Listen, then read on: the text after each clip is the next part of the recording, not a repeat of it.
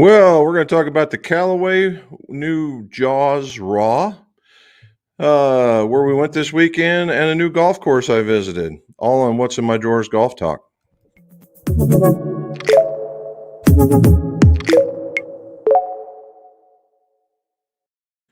Welcome back to the McGolf Shop. Jim McCleary here, and this is where we have What's in My Drawers Golf Talk. Why What's in My Drawers? Because old club makers and club fitters are tremendous pack rats. And I'm no different. And we talked about what was in the drawers of history as far as in my shop, and it's turned into a really nice discussion. And so we're going to keep continuing. As long as we're discussing, we'll keep continuing. So it's been a pretty eventful weekend. So just get us started off real quick. Mr. McGolf will get mad at me. We had a high school reunion to go to, hers, and we won't say which one it was, 40th, and just for one picture, here you go, bam. That was at the Logansport, Indiana Country Club. I didn't even know Logansport had a country club, but they do. And it's been around since the early 1900s. And so, you know, it was funny because I took a little bit of a run on it, and not golfing wise, just looking. In the last hole, when you bring it in, you hit over the road. You hit over the road to get to the green. It's pretty interesting. Now, to the defense of the planning, the road that it sits on is extraordinarily rural. It's a two-laner that if you fell over it twice, you'd probably hang over. It's a very narrow road, and the green that it was on was very, very generous. So you could hit it over, hit it high, hit it low, whatever. And there's a really good opportunity that you would hit the green. So and a lot of history in the golf club. It was just a lot of nice stuff going on. It was just well done. As far as the other one was, the place I really did go play, it was called Rock Hollow Golf Course. It's in Peru, Indiana, or just this side of Peru, Indiana, about 15 minutes from where I was staying, and a very nice layout. If there was ever such a definition of a hidden gem, this would be it. As much as I like telling people about it, what they did is they did it correctly, in my opinion, in that when people tend to lay out a golf course, they spend a tremendous amount of money on the clubhouse, right? Just a tremendous amount, with the idea that, people do this, they'll do that and whatnot there. And then that money gets lost by not going into the golf course when it's funds, when the activities that they think are going to show up just don't. And so that becomes a negative. Well, they didn't spend very much on their clubhouse. In fact, it's very small. And they put all that money into the golf course, and it is obvious. So just a few pictures. Like this is of course I got one of the very first tee times. This is hole number 1. You can see I'm buried into the woods. This is after a second shot. Here's another one going by a green, or by a lake, I'm sorry. It's going out there pretty good there. Here's another shot that's going towards the end of the back 9. That was just good looks. I mean, this is from the backside of one of the holes that I took. And this one was this one was one of the more difficult holes. This one kind of dog-legged out to the right and then curved back into the left, and all of this was carry, obviously. And from the tips, it was easily a 200-yard carry. Now, from the next one in, it was significantly easier, but it gets your attention. So it's not a lay back and easy course. So it has some teeth. Nice easy one there. Here's another par 5. It takes off. Now, from where I'm standing, you go back probably another 70 yards before you get to this. So right about the middle of this course is where it starts turning to the right, and very, very nice layout. As we were going back to the house, just so you guys know, Logansport, Indiana is where we went back to, and we visited the old homestead. That's what it looks like now. Very well kept, very nice. So Rock Hollow Golf Course or Golf Club, whatever the one is called, Rock Hollow. And if you guys get in that neck of the woods, it's about an hour north of Indianapolis. Definitely worth a trip. Certainly worth a trip. It's got enough. There's no housing, so that's great. There's enough stuff in the way of foliage, sand, you name it. And so you got to golf your ball in order to make sure you get through it. All righty. So stuff that we got accomplished this week. All righty. Let's see. Here we go. We got a driver done, and it looks like that one. And I think I may have done this one before, and that was the VRTX. There's a face for it. Did these, a set of Mizuno Pros. Those went to a happy owner just a few minutes ago. That one was from another set earlier on. There they are again, the Mizuno Pros, 5 through the pitch. They had the Nippon Modus 115s. The 115s are the new shaft that they're putting out this year. And as Robin was telling me, it is a limited run. So it's going to be kind of cool. There's another one we put together. Same, a different kind of shaft for a new golfer. And then here is a new one. I was able to, a golfer sent that to me and wanted them reshafted. Had some heavier shafts in them, and I put in some Acra 40s. Very, very, very light shaft in order to get a little bit more speed, a little more height, that kind of thing. And they turned out really nice. I did some cleaning up. I don't know if you can tell, but on all the hosels there, the whole club was cleaned up. I cleaned it up. They had some play on them, and so I brushed them up so they looked a little nicer and put them all together. Last thing I fixed was that guy. We reshafted that one. Had a broken shaft, so we fixed that guy up, and so we took that one off. All right. So we did that. Now, let's see. All right, one last thing we got to look up, which I should have had going here earlier. Here we go. Rocket Mortgage, Tony Finau. He's on a tear. Went -5 for a total of -26. Good for him. Well done. The Trust Women's Scottish Open. That would be cool. A. Fuhrer, C. Bautier, and H. Kim. Names I am not familiar with.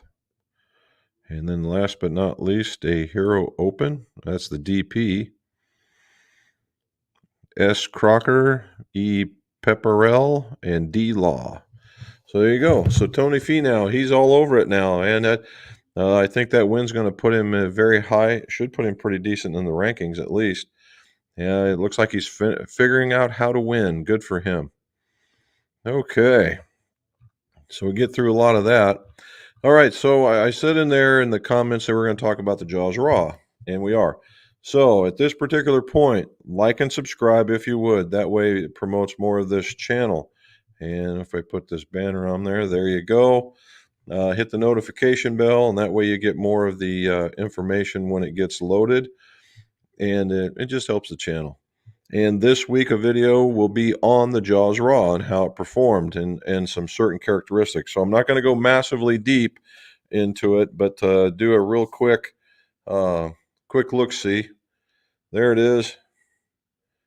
There it is. So if you look, this is a pad right here. It's not a very pronounced pad, but it's a pad. And then if you see here, there you go. See the darker holes versus the lighter holes? That's tungsten. So the weighting has changed in order to give a desired flight. Instead of this super high ball flight and then coming down, it's more of a controlled ball flight. And in this time around, Callaway and Mr. Cleveland have been the words that have been coming out of their mouth is consistency. All right, consistency. Which, when you're talking about a wedge, pretty good thing, right? You hate getting diggers and all those other things. and we'll see. You can see in the testing what happens. However, a few more things I'd like to talk about though is that guy. And you can see this is where I was. That's where I've hit. I've hit about a dozen golf balls, and it looked like, man, you're tearing it up. All that is golf ball goo. It's not tearing up of the face any. See, it's just goo. And what it is the whole face is raw. However, this is clean here, it's clean here, but this is where a lot of them they're not saying milling, they're saying cutting. Okay, that's different. So they've got a gizmo, we'll say, that cuts it and gives it its grooves within its grooves, and that's what helps with spin. Of course, they're going to say it's the most aggressive grooves in golf. Well, that's just like saying it's got the more springy face in golf. As long as you bust up against the limit, and how it's measured is the same, they're going to come across that. Now, I will say that these grooves that are on the flats, right, that are in between the dark grooves, the gray face there, it being raw and it being cut, it is pretty aggressive, and it does grab the golf ball, and it does stop it, and does all these different things. The last couple of things I will touch on is this one's design. This one's kind of a how shall I say? I'm trying to get it situated here for you guys. Gee, many Christmas. Here we go. There we go. And it's kind of a culmination of the MD5 and a forged club. It's not the high toe-y one where that's the full toe where the lines go straight across. It's in my bag, and I don't think those things are great. But if you'll notice, it's very flat across here. It's very flat where the other one was a little rounded. Now, that was from the forged, and a lot of people like that. Now, what you do when you do this kind of thing, you do what's called kill the leading edge, which is rounding this edge here, or which is what he's done, is you chamfer it. You chamfer it right there. And they went with the chamfering instead. Okay. And the last bit of this, well, two more last things. It comes in 4 grinds. The S grind, which is standard, which the most people will use. The W grind, which is wide sole, and it's mistaken for women, and it's not. It's a wide sole. So, and I talk about that in the video. Then there's the X grind, which is also very common. It is a high bounce, very much a heel toe removed kind of blade that you can open, good for moguls, that kind of thing. And now a Z grind, which is the low bounce option of the X grind. Okay. Last thing, now very much the last thing, is that it's going to come with a dynamic gold spinner. They call it tour issue. What's a dynamic gold spinner? It's basically just, we've talked about spinners before, and I've actually, in talking with Mr. Cleveland, that's kind of where he's at with that one, how they make it. Now, the other one, which they didn't really promote too much of last time, but we are going to go through a lot of these because I like this kind of stuff. And a graphite shafted wedge. If you look, this is not like, hey, look at me, I'm graphite. This is silver, just looks dull. And I think that was a good call on their part in order to make it that color. Catalyst 80 wedge shaft. It's a specific wedge shaft just made out of graphite. For those of you guys that are using those 60-gram shafts or 50-gram shaft or 40-gram shafts, this 60-gram shaft is pretty much going to be where you want to go in order for you to have a consistent feel across your irons instead of irons sledgehammers. Okay, and that's where you're going to go with it. The last bit is, again, they've thrown their hat in with lambkin, and it's a gray UTX grip without the cord. Okay, without cord. So again, tomorrow 7 o'clock my time, it's going to be released, and the video on it, and I show myself hitting some balls. And I do have to say it did exactly what it was prescribed to do. So if you guys are looking for a new wedge, make sure you get the right lie angle, because lie angles on wedges are paramount. The right length, although you can probably get away with that because it's shorter, and then the right grip, so it gives you some confidence, and you'll be making better shots in at any moment. All righty. So we got through a lot of that. And wedge fitting, right? Wedge fitting is kind of important. You can get the lie angle and the type of shaft and the grip from the regular fitting, but then you need to know what kind of game that you're playing.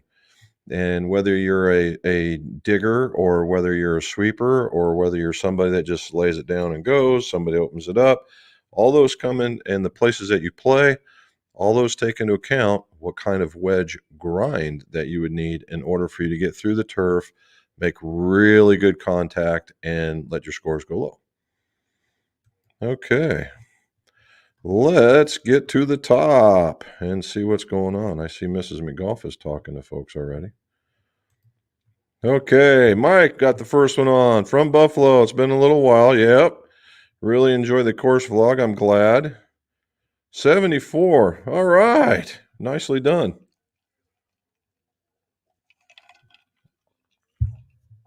Nicely done. Glad to hear you're doing well. Emmanuel, how are you, sir? Good evening, all. And we are. Had some nice weather up at the reunion and drove through. There wasn't first bit of rain until the last 10 miles before getting to the house.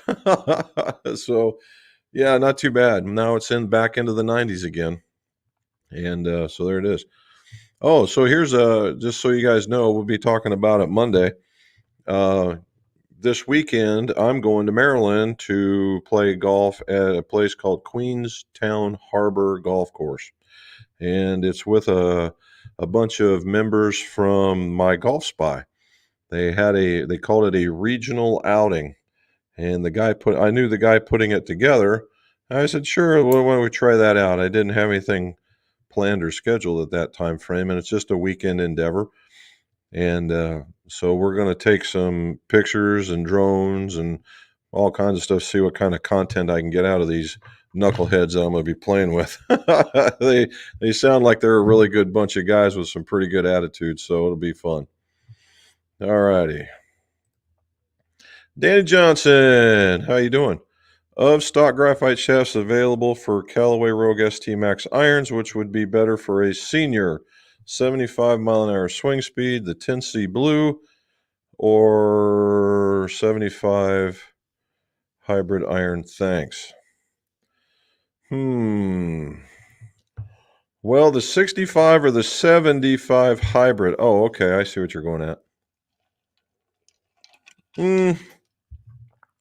Well, they do have one more that's available, Danny. So they also have in the 50ish range too. It depends on at 75 mile an hour, right? If it's particularly in the irons, you're somewhere in that. Oh, you're in that that tweener stage, the R's or the A's. And if you're in the A's, they have a blue and a 50 gram in the A flex, particularly if you're looking to get a little bit more snap into it. If you're not very aggressive, I would stay with a 65. And if you're an aggressive guy and want to keep the ball flight down just a tad, I mean aggressive, they do make a white in a 65, but I don't know if it comes in an R. But I would tend to stay away from the 75 hybrid just because it's weight, right? And at 75 mile an hour, 65 allows for a little freer swing, that kind of thing. But the 65 in the proper flex is where I would go with it, because the blue is actually a really nice shaft, right? It's a really, really nice shaft. Now, if you're staying in the R flex or even in the A, you can also look for the Cipher from Project X. It's a little bit more butt stiff and a little bit tip soft and makes for another good shaft, but either one. All right. Emmanuel, trying to help my customer drill down spin, but it seems the heavier and stiffer I go, the shaft the spin is the same. Went from Nippon 950 to Dynamic Gold 25. May look at the X100. I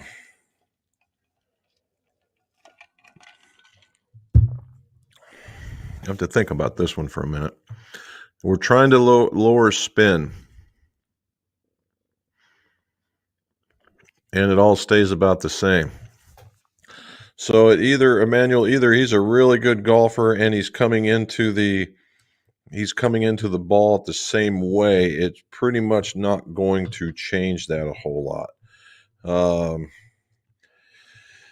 How do we do this? You might start with how the golfer attacks the golf ball instead, or even look at a different golf ball. Okay, the firmer golf ball will tend to spin, or a softer golf ball. How do we go and get there? Yeah, firmer golf ball might help it out as well. You would think that the softer creates more spin, the harder doesn't. That kind of thing. But I don't, logic would dictate yes. What you were doing is going heavier to help get it through there or something along that lines. But if it's staying the same, if it's really staying the same, then something else needs to change instead of the shaft. You could strengthen the loft by a degree and take it down a little bit more, since it's not going to be cutting into it. They'll get a little bit extra distance out of it and a little bit less spin. That's probably your best bet. And then I would look at a golf ball and see what happens from there. Past my prime. Just watch the course vid and enjoy it. Nicely done. All right. Well, good. Thank you, buddy. Appreciate it. Of course, if anyone ever sees my truck pulling out of my driveway before dawn with headlights on, someone is stealing it.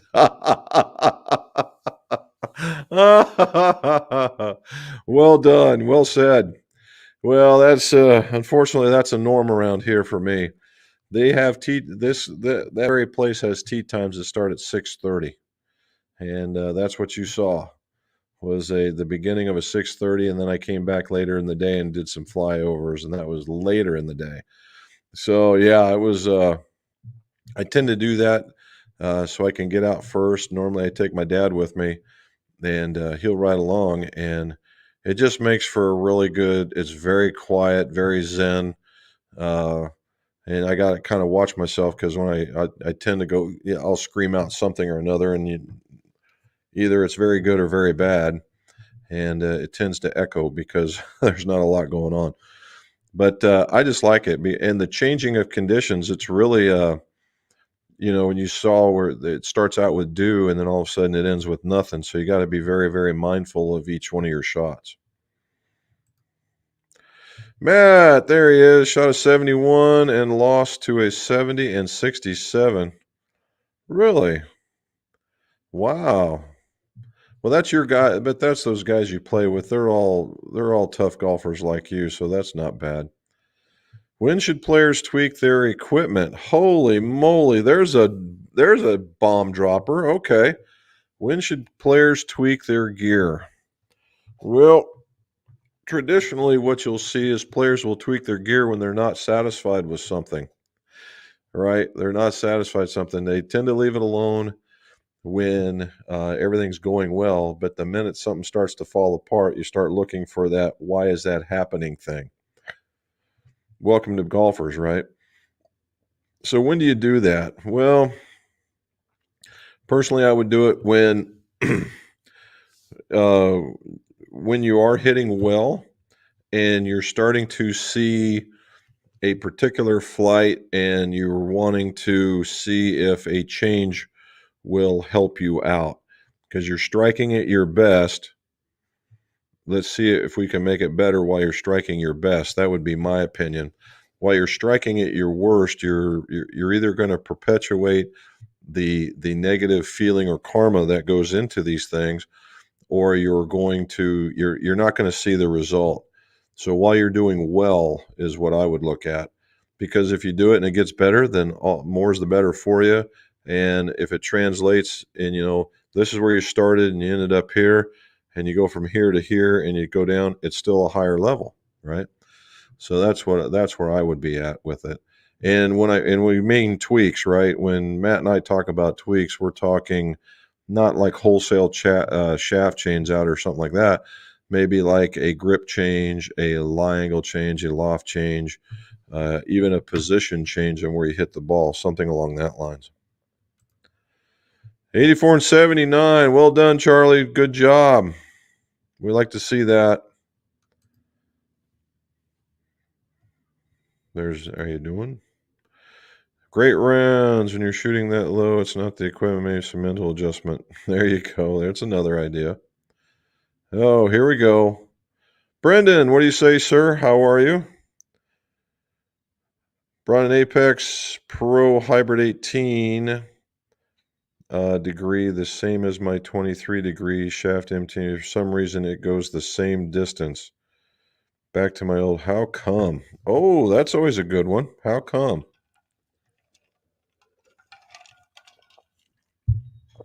Well, chances are you're not hitting it in the same spot. All right. I've seen this before. I've seen this before a couple of times. What the difference is, Brendan, is the quality of your hit. Okay. The quality of your hit is probably significantly lower than your 23, or your 23 is really high where your 18 is average. Okay. And that's where you're getting that from. I wouldn't quit on it just yet, because if you're hitting the 23 very well, chances are you're going to hit this one pretty good too. And actually, this kind of I had these pro ones, and I was in here and I was just killing them. I took them outside, and it was like I didn't know how to swing a golf club, and I had to keep them in the bag about 2 more rounds, and all of a sudden I figured out where they needed to be, and they went very well after that. So I'd give it a couple. I'd give it a couple more rounds and see what happens. Now it could be that I would check the length on them to make sure that there's not more than an inch difference in length between them, to make sure you're okay with that, or make sure you're in good shape. But it's just a matter of where he is hitting it. It's probably just not a very good strike right now. Sometimes I tended to hood it a little bit and getting the club face down more. And I don't know why. It was just a look. And as soon as I stopped that or moved it up maybe just a touch, it all came back. My buddies had a field day laughing at my attempts to make it a birdie. Charlie, you got to always keep in mind that, you see the scores that Matt posts, right? And the guys he play with, they post those same kinds of scores. So I would imagine any one day that those guys are one guys have a field day with the others. Roger K. Watched your review on the Squares golf shoe. Very helpful. Good. I wear wide and FootJoy. Do you think would be wide enough? I do. I've had some of those, and these things fit just fine. I do wear wide in most shoes, and I slip those things on and don't think the first thing of it. And to the point, I got the white ones, as I've shown you guys, and I now have a black with a kind of a gray saddle on there. Now, what I will say is just lately I got an email, and they've come out with what they called vented, and they're a cooler shoe, because these other ones, I mean, they're waterproof. And I went walking through some heavy dew and some heavy stuff, particularly at that Peru golf course, and my feet were not wet. Now these vented ones that looks like they have material like a tennis shoe type material on it, and they look really nice. But I don't know about their ability. They can't be too vented and be waterproof, so you got to take that into stride. But they're very much cooler, and they still look very nice. So yes, do I think they fit? Yes. Travis, what do you say? Love the course vid. Next time, bring a competitor. Yeah, watch me collapse is what you're going to see. Maybe I can get Bob if he's listening. Maybe I can get Bob, and we'll go out there and have fun, just tooling it around a little bit, because we like just giving ourselves down the road as opposed to each other. We're like, it is not uncommon and when we're paired up to hear ourselves say, "Well, way to go, sis! You can't get the ball to the hole," or "What was that?" or some other condescending comment to ourselves. It's pretty funny. Oh, All righty. Hammer, are you still a Sun Mountain dealer? Yes, I am. Looking for a single strap of stand bag. Opinion on the Metro stand bag. Also looking at Jones. The Jones bag is, those guys have been around doing it for a long time. A single strap stand bag is that's how do you call that? It's a kind of a unicorny kind of thing. However,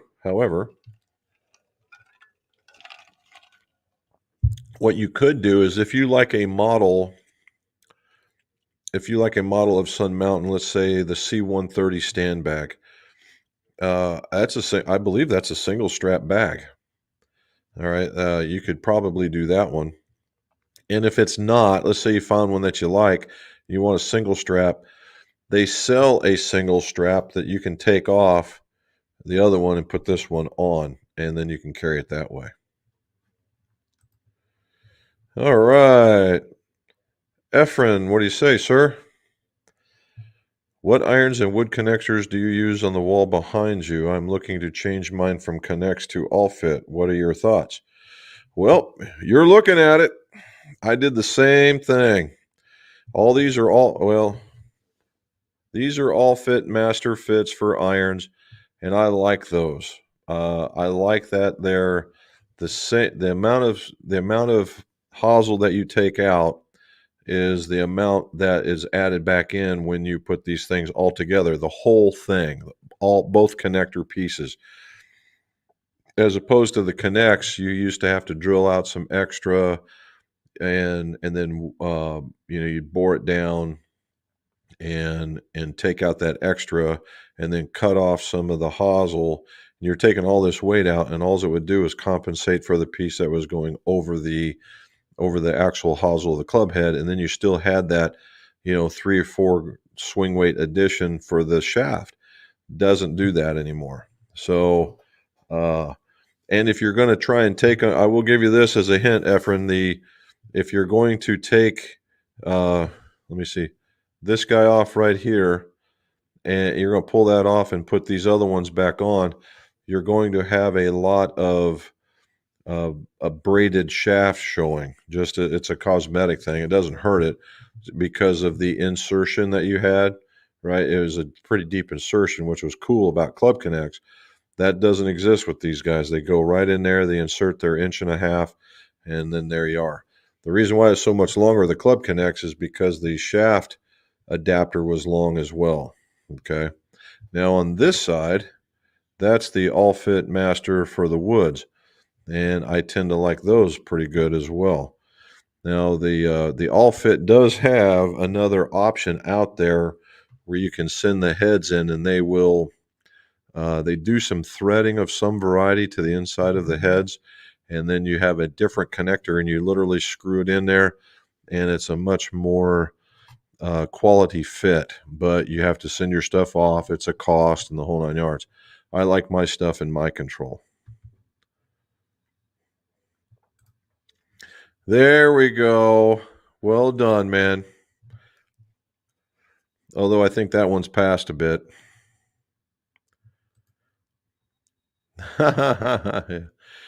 So the funny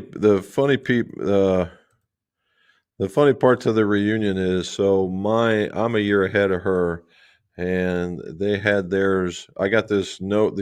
The folks I was talking to, I know a lot of all the people that was in that other class just from knowing Robin, obviously, and interaction through growing up there. But I get this note, hey, did you go to the class reunion last week? And I'm like, last week? And apparently they had one for our that tells you how screwed up my class was. We had one last week for the one that should have been last year. So there you go.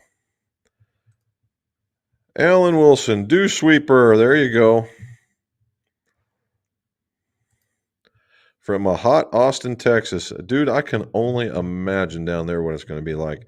That's when this thing with the golf, my golf spy stuff that we're going to go do in Maryland. They're already looking at the temperatures, and it's supposed to be like a heat index of 105. Although I think we'll be playing in 90-degree weather, and it's right on the water, so we're bound to get some sort of breeze. So that's why I am banking on that one.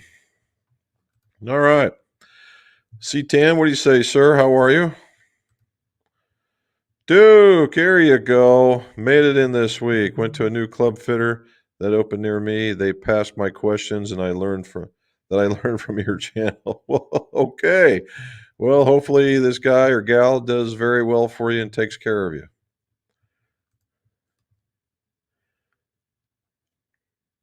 Look at that. Didn't even have to read it. All right. Plainsman Murph. Okay. I have an old set of Cobra 2s. That was one of my very first golf iron sets. Are they worth keeping or just letting them go?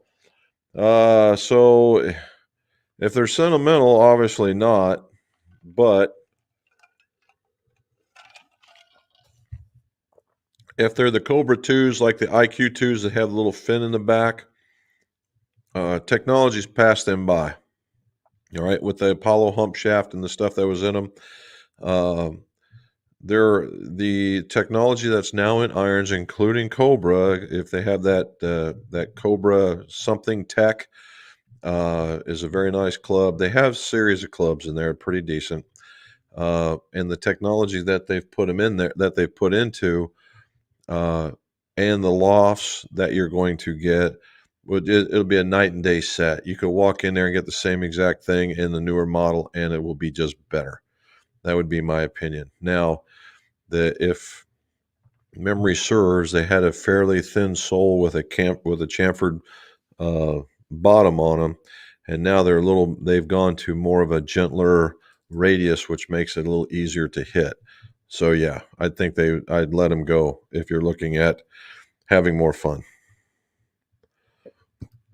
Donald McIntosh. I think Rock Hollow course was built on an old rock quarry, quite possibly, because there was rocks everywhere. But there are several times over the years in the Indiana state left-handers. Hey, whoa, state left-handers, what? Uh-oh, I'm gonna have to figure that one out. Yeah, I thought it was very nice. Now I will say, number 18. So they have rocks. They had blacks and grays. That was blues and whites. And was playing from the blues from most of it. But I got to that one, and the driver just wasn't working very good that day. And it was 100% carry as a par 4, 100% carry, and easily to another 200 plus yard carry. At least that's the way it looked to me. And I'm like, there is no way. And so I went back around to the grays, and I chickened out, and I hit one down there, and I hit a pretty good shot. And even from there, I still had I think I had a 170 shot in, so there was just no way I was going to make it. So that was discretion was the better part of valor. All right, let's keep going down. All right, Robert Trent Jones, Golf Trail gets the lion's share of attention when playing in Bama. Yes. If you ever get a chance to play at Farms Length, do it. Great course and facilities. Is Farm Links? Is that in the Gulf Shores area? Because we were down there this year. We did a live stream from there. Me and Bob did, and I don't know if we got to. I thought we played Farm Links. There are some seriously nice courses in that area. All right, and I believe Farms Links was. And you're right. A couple of guys we were playing golf with, that they were just coming off the Bama Trail, or I'm sorry, the Trent Jones Trail, and they were telling us about all the different places that they played. Caleb Surratt lost to a very good and very tall Chinese golfer. Just ran out of holes. Well, there you go. Okay. Is it forged? No, it's not. It's a very soft cast, though. Oh my goodness, I'm just having issues today. So, Alan, in wedges, there's kind of this misnomer for forged wedges. As far as I know, there's really only two. There might be three. Of the most popular, the forged wedge, one of them is Wilson. and they're the tour model that they have, excellent wedge, and the other one's Mizuno, and they're T22 now, another good one, and with that denim copper on it, that's kind of cool looking. However, the rest of them, the Vokeys, the Callaways, Pings, all those, they're cast. Every last one of them's cast. And what they've done is to kind of soften it, they use a softer metal. They use a softer metal, and then they do this kind of stuff to the face and gives it a softer feel. And I do have Wilson uh, wedges, and I have hit the Mizuno wedges, and I still think to this day that these Callaways feel a little softer. It doesn't mean that it's any bad or worse. It's just a feel thing. I think they feel softer. Did they all promote spin? Yes, they did. It's just what you're looking down on and what you're comfortable with. There's Dave. What do you say, sir? Hot and stormy. Stormy, Michigan. Well, hopefully that storm takes away the hot and the muggy, at least for a couple of days.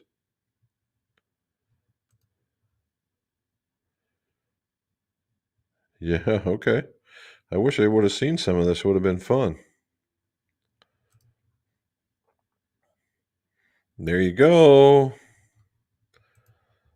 Hey, Jim, quick question. Do you use a 46 driver shafts in the 3-wood and the 5-wood builds? No, I do not. If at all possible, I use fairway wood shafts, particularly from either Acra, and now I'm going to have to start using, if we can, Graphite Design. They make that. Now, I know there's another one out there, but these are the two that I use. And that's typically where we go with those because they're fairway wood shafts and they're designed for fairway woods. And now, if it were the other one, I mean, there are some cases where weight becomes an issue, and neither one of those companies can come into it, and I'm kind of forced into doing that. And what I've come across is um, you have to be kind of, the whole just trim off an inch and send it on its way really doesn't work very well. So I tend to trim it less in order for the head to be able to work, maybe instead of an inch, maybe 3/4 of an inch. And depending on the person, if they're smoother, maybe even less in order to get I'm shooting for a particular feel and performance versus anything else. Chris, what do you say, sir? Oh my, pardon me. What's your take on the direct order golf balls, Vice, Cut, Snell, and the others? My particular predicament here, I don't need to deal with them because of the other companies I deal with. Okay. However, I've not heard of Cut. I have heard of Vice, and I have heard of Snell, and I have played some Snell balls, and I think they're just fine. The Vice ball, I may have found one and I played it. Yeah, it's not like, oh, this thing's horrible. No, the Snell I think is a little closer to what a lot of golfers would be more comfortable with, and that's just me hitting a couple. I got like this variety pack somehow, and I went out and I played it, and they were noticeably different, and just as if it was a Pro V or a Callaway or a TP series or any of those other ones where they have their significantly different feels, this one had it as well. I don't know how much of a difference, because I mean, I really haven't ordered any, so I don't know what the difference is. I've recalled people talking in the very high 30s versus, oh, what would a box of balls, to very high 30s to the low to high 40s. This spans all over the place, right? So you're talking a good 12 to 15 bucks. And as long as you're not eating it up on shipping and you like them, then play them. But, that's where I would get them from. Now, as I understand it, the guy from Snell has a long, long history in golf ball making, so you're getting it there. The Vice golf ball is something similar, but I just don't know anything about the Cut. Ben Flower, how are you, sir? Can't wait to see you guys on the 13th, counting the days. Awesome. Thanks. He's a good golfer, and I will look at the ball and loft adjustments. Yeah. So what you were telling me, Emmanuel, is that what he's doing is he's adjusting, right? If he's a good golfer, he'll adjust, and so it becomes a feel thing. So you've got. I mean, truly, that's what it sounded like, and so you're going to have to. It's a tweak thing in order to knock if you really really wanted to knock it down, or learn how to hit a knockdown shot.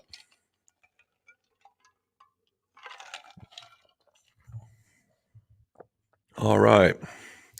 Mr. Barber, how are you, sir? Thank you for staying up late. Mike S. from upstate New York. Just how far upstate, bud? Looking for a new driver. What's your take on the Ping 425 Max versus the Rogue ST Max? Thanks. Well, as you can probably take away from this, I'm very familiar with the Callaway product, not so much the Ping product. However, I will say uh, it's funny that when you see a lot of these comparisons, you're seeing comparisons, and even in results type stuff, it tends to be in this arena is these two companies are fighting out each other. Now, every once in a while, the Stealth makes its way in there for sure. I'm not going to doubt them a bit, but these are the two that are predominant winners in a lot of cases. If I had my druthers, these are probably in either order, number one and number two, and then you have with the Stealth being in there, we'll call it a 2A, and then after that is a um, probably the Titleist stuff with their new line that's out. I don't know anything about it. I'm just kind of going off of what I'm reading. And then finally, the one that is totally an underdog and totally that doesn't get enough press is the Mizuno line, the STX, STZ, that stuff, just spin killing machines. However, back to these guys. If you're asking me, I'm gonna favor the Callaway just because I'm more familiar with it. They have, and where I think that it comes out in, it's a little more high tech. There's a lot going on the inside of the head, and I do like their shaft choices. If I had to, and I'm not knocking anybody on this one, but if I had to give a question mark, and a lot of the Pings, they tend to use proprietary shafts. They're Ping shafts, and they have one starts with an A, and they've got a couple, but they're all proprietary, as opposed to just taking advantage of these shaft companies and like the Tensei, like the Cypher, like the Fuji, and so you have choices where these other ones in the past, again, the shaft has been the weak point for Ping. Okay, I've reshafted dozens of some of the S's and some of the G series, and all of a sudden it's a weapon. And I don't see anything different with this one. I think the head design is awesome.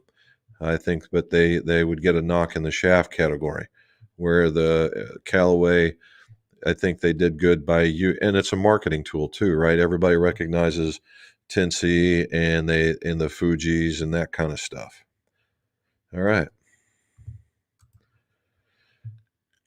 Duke's asking, can you put lead tape on a driver to lower spin? And if so, where would you put it? And the answer is yes, you can. All right. Yes, you can. Now, we'll be careful with this, but yes, you can.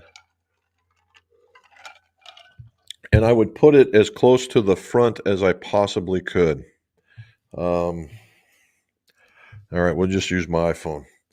So if this was the face of the club and my hand is the body of it, and this is the face going this way, I would put it just like right along here, right just at the bottom of the crown, and that's where I would put it. Now it's also the launch is gonna start doing that too, but yeah, that'll help lower some spin. Given quality for life. Finally broke 75. All right. So where is Butler's Woodside? Not familiar with that one. But congratulations, well done. Here we go. Tom's Golf. Here we go. Hey, we got some golf folks in here now, buddy. Hi, Jim. In terms of where technology goes from here, is there any way drivers can actually improve?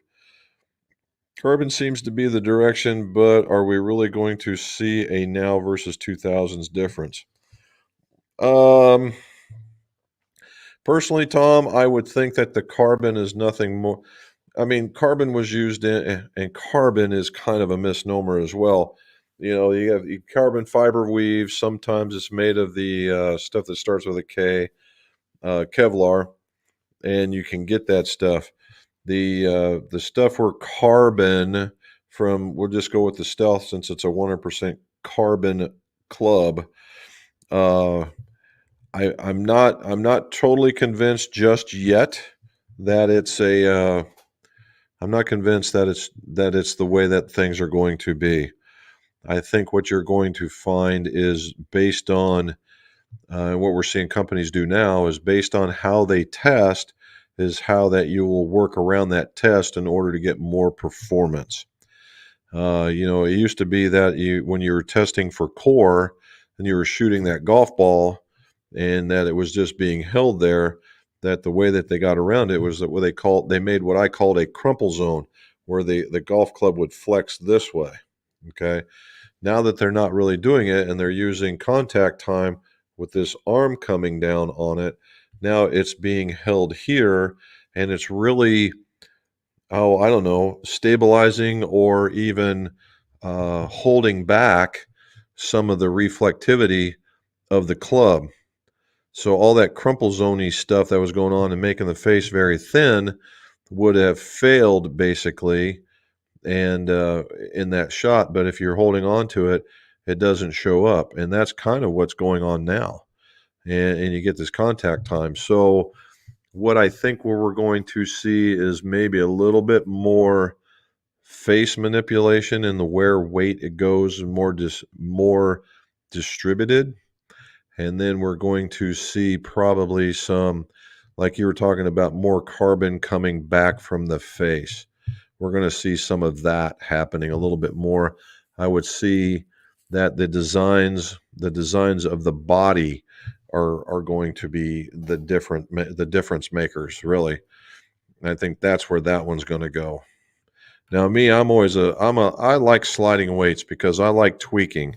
I like tweaking particularly when we're doing fittings, I like being able to move that thing around and give that golfer that just last bit of effort, putting it in the right spot and going, oh, there it is. And, because so these movable weights I like. They tend to go in waves, right? Where one year they are, one year they're not. One year they are, one year they're not. And, but that's what I like. But I think we're going to see more from that. And I wouldn't be surprised if, like carbon, if somebody didn't come up with another exotic material. Uh, and again, graphene pops up as a name, as stuff like that. All right. Dennis Hood. Hey, Jim and Robin, I solved my new iron versus old iron identification dilemma. I just identified the 7-iron by using a 7-iron head cover. Okay, well done. Good job. Oh, hello, Camellia. What do you say, buddy? This is morning for you now, I think, right? Good for you. Oh, yeah, I got a question. All right. Uh, do clubs get softer if they are moved to adjust the lie and loft, and how does this affect bounce? No, softer is. I mean, if you're talking about the actual uh, launch characteristics or the metal actually getting softer, the answer is no. However, what people might think is, in a lot of cases, and I just happen to have a demonstration. So, if you had a, if you had it, and we'll just say it starts like this, and it gives a certain launch characteristic and a certain launch number like this, and then all of a sudden you did like that, and you made it stronger, it's going to seem like it because it's stronger now. The loft is shallower or weaker. I'm sorry, is stronger, it's going to take off and it's going to give you another set of numbers. Whereas if you did like this and you went that way with it, it's going to go up higher. You're going to get a little bit more spin, and it's going to look like you're not hitting it as well, because a lot of these things, loft is a condition of how well that or smash factor comes involved. Hopefully that I'm saying this correctly for you. So just like, for instance, and we'll just use the extremes, you can't get a 1.5 smash factor using a wedge. I don't think you're going to get there. A very good number might be a 120 something, maybe. Whereas using a driver, a 1.5 or 1.51 is a great hit for that kind.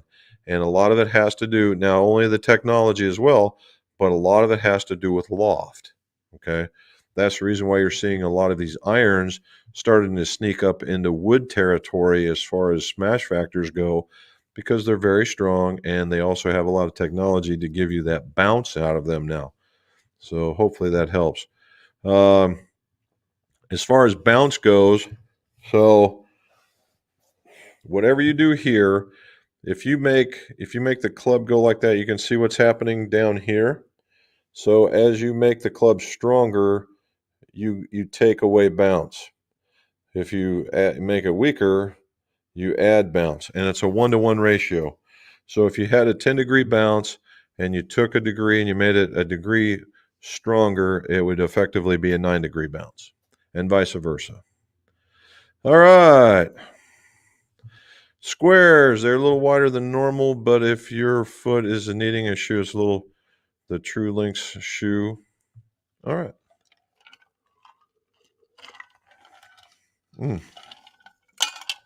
Sorry about that. That was kind of stupid. If they're a little wider than normal, but if your foot is needing a shoe that is bigger than normal wide, like the True Links shoe, I would stay away from the squares. Okay, there's another one.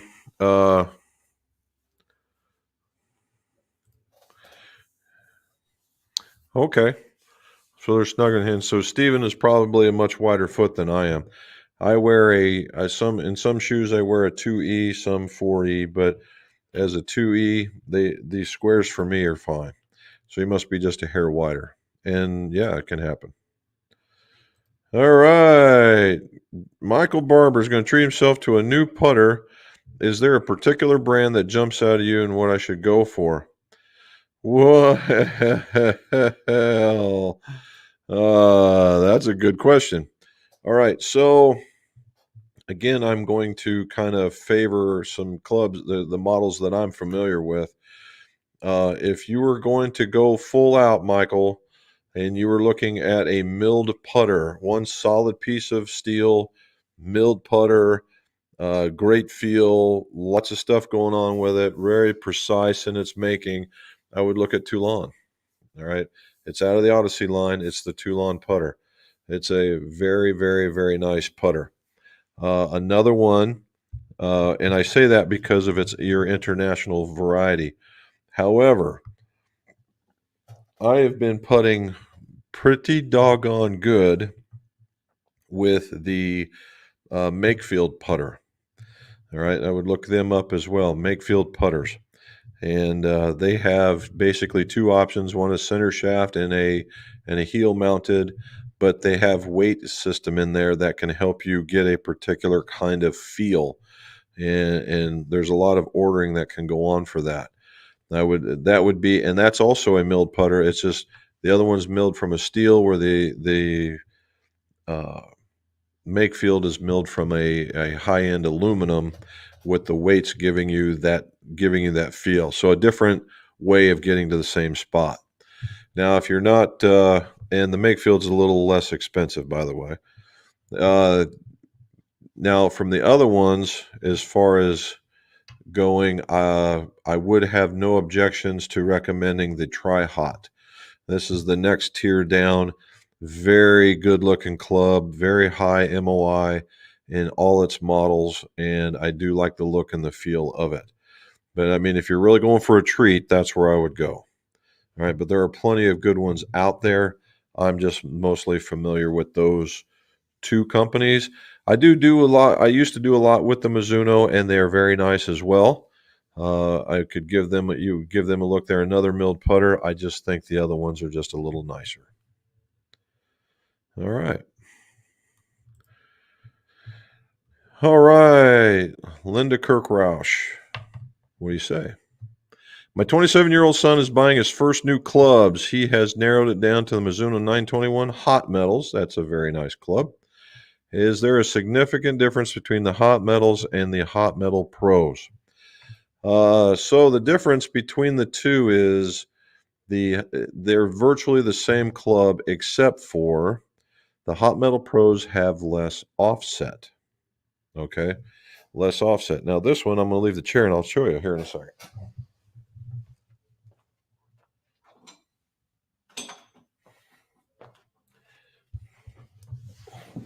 I wanted to show you this because I happen to have them.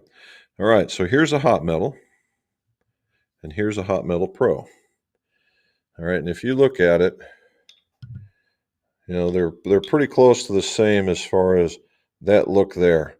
Now this one looks a little lighter, and that's on purpose for so you can pick them out.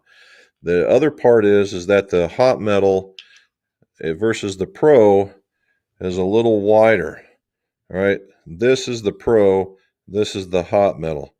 All right, so this has a little wider sole than this guy. Then if you look at it from a point, you see how that's kind of straight on, where this one has a, see that movement right there? I'm sorry, I'm holding it in the wrong hand. This right here, that's more offset. So it has a little more offset. So a little wider sole, a little less offset, but the lofts are the same. So there you go.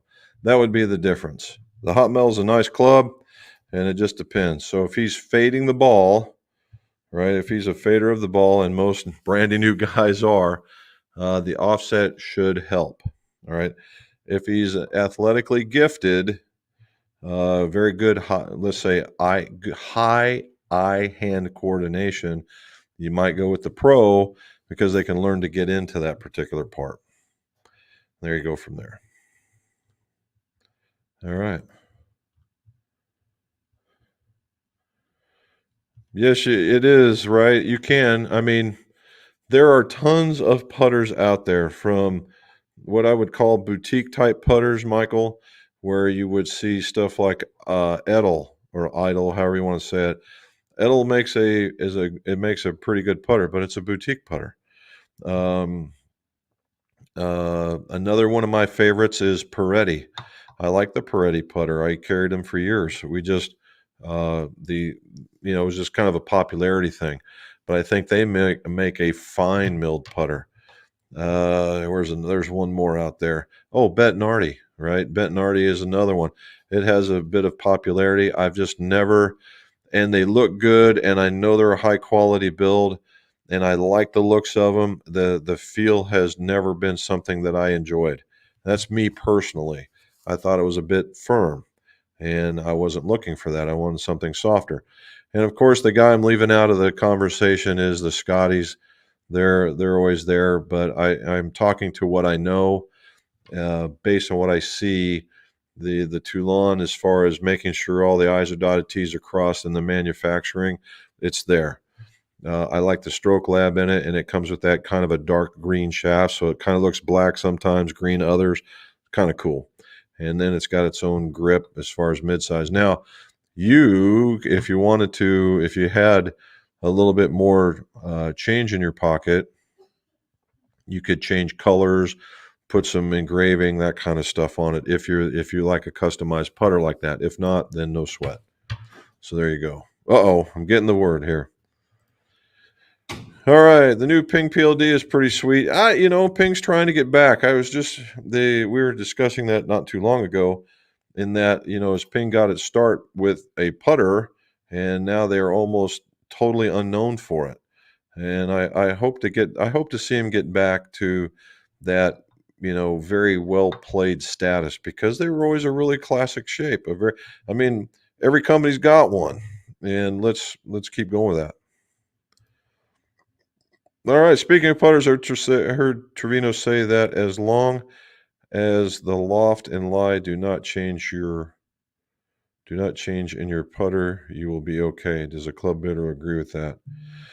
No.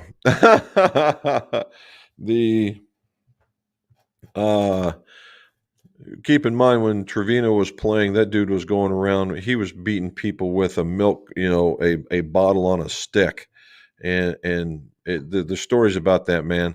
That dude had such physical talent. It was scary. I mean, it was just really, really that good, and he could say those kinds of things because he was that good. For the normal golfer such as us, uh, loft, lie, and length of every one of these clubs is virtually important. However, there is now you have to worry about how the balance is. I mean, is it a putter that when you hold it, it will do that, or does it stay like that, or somewhere in between? Or you even look at it now; they got them that go like that. Uh, and that impacts the way that you swing, the weight of the putter, where the weight's located, the size of the grip. All those things come into play to help you putt better.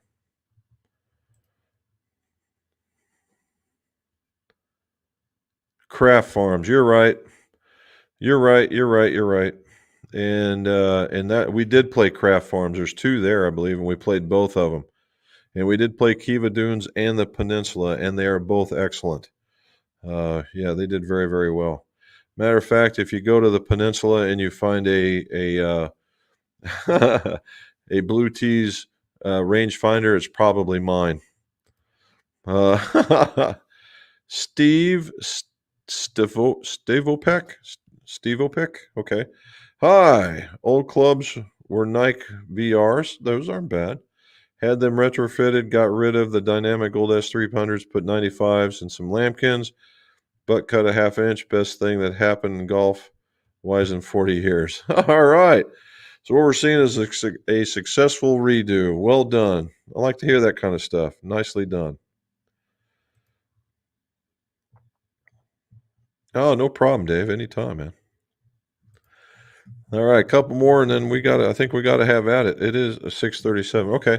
What are the lefty options available on the new wedge? I've always liked wedges designed by RC. Yeah, me too. Let me see if I've got a paper here.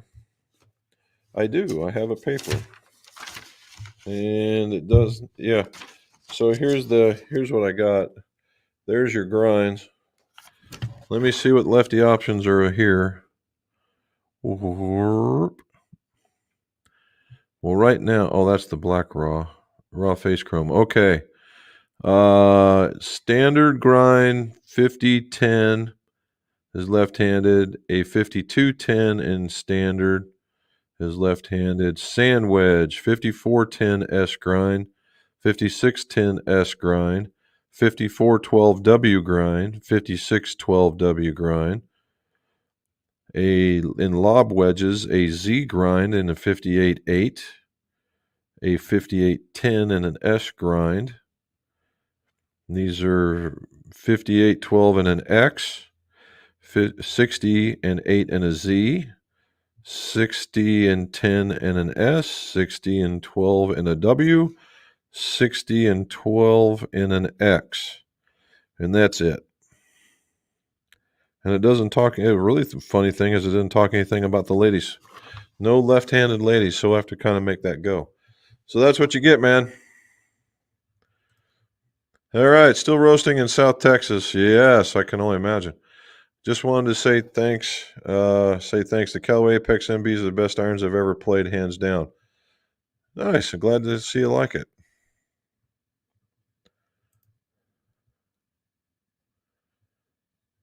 There you go. All right. We got to take Al's. We got to take Al's here. Good evening from a bank holiday Monday in Dublin. How are you, sir? Love the course review. I'm glad you guys are liking that one. I had fun doing it. It was just a lot of work. And you're right. I need a couple of people. Hope everyone had a great weekend and shot some great scores. Have a great week, people, and see you next week. Thank you, Al, very much so. Sam Farah, love your content. Thank you, sir. All right, here we go. Last two, and I got to be done. When tipping a driver shaft, is the shaft meant to go all the way into the adapter? Typically, yeah. I mean, you don't want to, now there are certain lengths of tip, right? They'll say they have 3 inches of tip, 4 inches tip, 6 inches of tip, or something that long. Now, does that mean you can tip 6 inches and it'll go in? No, that's the end of the tip section. So what that's really telling you is that you can probably tip it, if it's a 5-inch tip, almost 4 inches, right? Almost 4 inches, because typically you're inserting about 1.25 inches, and then you go, but typically, yeah, you want it all the way to the bottom. For me, I've always done that. Now, others have what I called short shafting, and they'll take a piece of shaft and they'll put it in there and they'll make it so it kicks a little higher. I've never been a fan of that because it's just, from a manufacturing standpoint, the tolerances aren't very good. If the ferrule in my 6-iron tip away from the natural position, will the club break if I keep using? No, assuming it truly is the ferrule, right? If it truly is the ferrule and you can move it up and down, all you can, just a little piece of what we call Gorilla Glue, or Gorilla Glue, just a dab on the top, slide it down, and let it go. The other one is that you got to check and make sure that the grip and the face angle are aligning. If you see it starting to twist, that means it's starting to give. All righty, here we go. Do you have any left-handed Ford? No, to test. I need to get a shaft fitting. I believe no. I don't carry ping, Paul. We don't have it. Would love to, just don't. All righty, everybody. Thanks. Very good. Jet that 60Z. All right, good for you, Alan. All right, guys and gals, thank you for the questions. We're around the world yet again. I think that was particularly awesome. And so what I've really got to do is I've got to get back to it. I've got to put some clubs together before we head to the house. So again, remember, like and subscribe. We got a video coming out tomorrow, and it'll be on more about the wedges, so that you'll be able to see more of it. Hopefully I edit it properly. And and take it that way. So remember, if you want to enjoy golf, get a fitting, and that way you get the right choices in your hands. It could save a lot of dollars and heartaches, and just have at it, and above all, enjoy it. Make some friends, see some environment, and let's see your scores go low.